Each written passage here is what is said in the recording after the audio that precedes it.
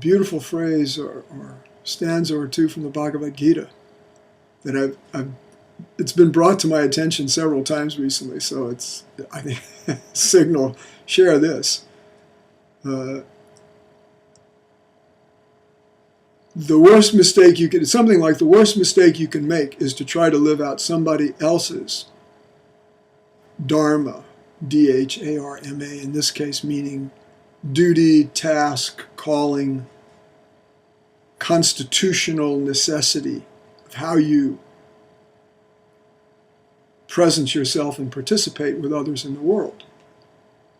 The worst mistake you can make is to try to live out somebody else's. It's better to die living out your dharma, from the Sanskrit, than to live trying to do someone else's. And there's a lot of room. There's vast room for how we're going to show up and how we're going to interact with others. Your way of living this out may be so reserved and secluded, even reclusive, that it may seem to others you must have no mutuality in your life, no commitment to relatedness itself. Who knows? Part of my job is to make lots of room and to help people open up to what they are becoming. I have a knack for that, it appears, to not only see who you are, but to see who you are becoming. And this is part of what goes on in my personal work with people, and Linda Ma and I share this kind of capacity in many ways, and sometimes we double team people by their choice and happily for us. So what else do I want to say at this point here?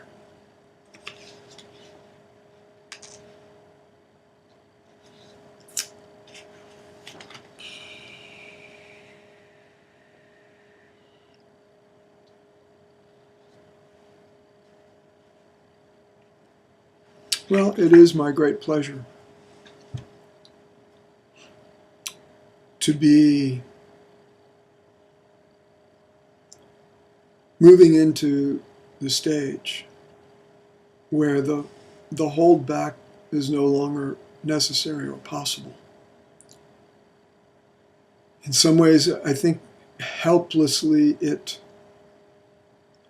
complicated things for me and for the others with whom I was relating in this whole first 20 plus years of my life work. And I'm just very, very thrilled to be making these communications to you and sharing this space with you.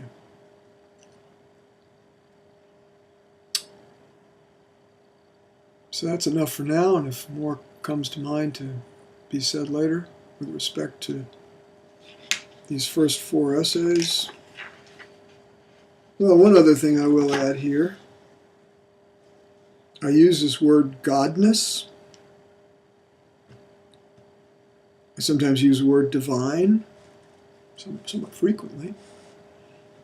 One guy at a workshop once called me on that. Why do you say divine? Why do you call it divine? How do you know it's divine?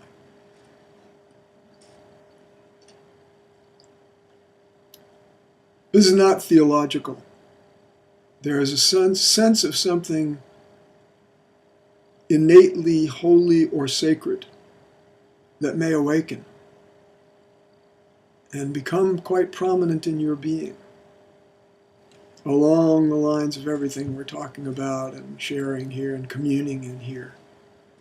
You don't have to have mind about it, and if you don't like that language, good place to apply doubt and skepticism. Make a note, this has to prove itself to my own satisfaction, and right now it's not even close. Totally fine. I'm with you there. It's not about the words, fundamentally. The words at best are pointers.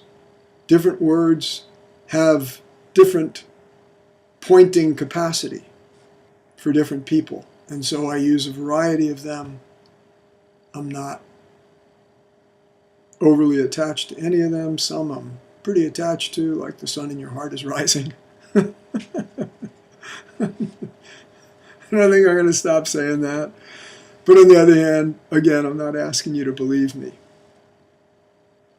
In effect, make that sun prove itself to you. Make your own, require your own sun nature to shine so brightly, so consistently, so effortlessly, so joyfully, so mysteriously, that your mind cheerfully is able to say, okay, the doubt and skepticism, the denial and cynicism, they just don't have any place here. It's obviously a very sunny day here in being, in me, as me, through me, and the proof is here, and I'm it.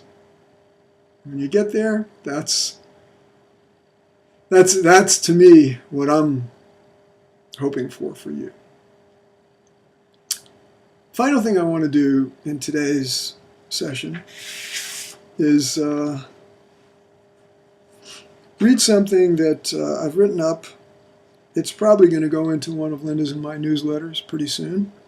Someone sent this to me. Unfortunately, I don't have them in mind at the moment.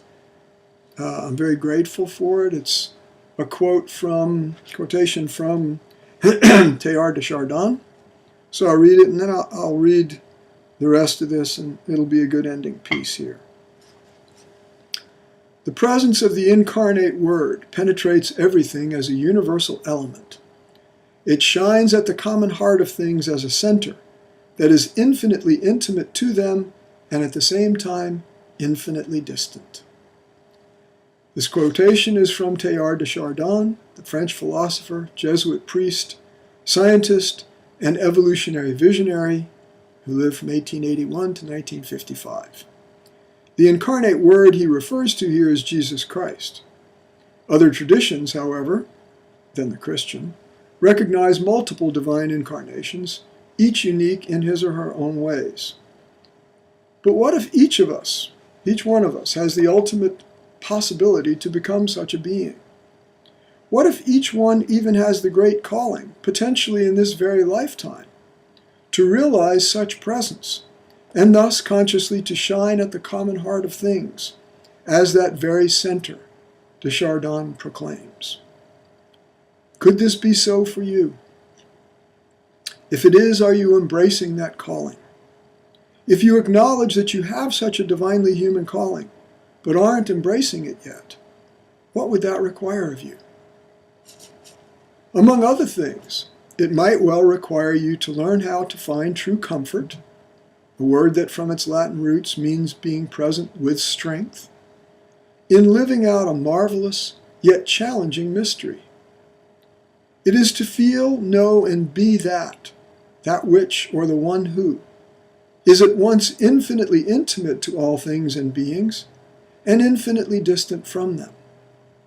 Part of the challenge is that your own ultimate center or core becomes and remains mysteriously indistinguishable and yet remote from your own body-mind-person complex.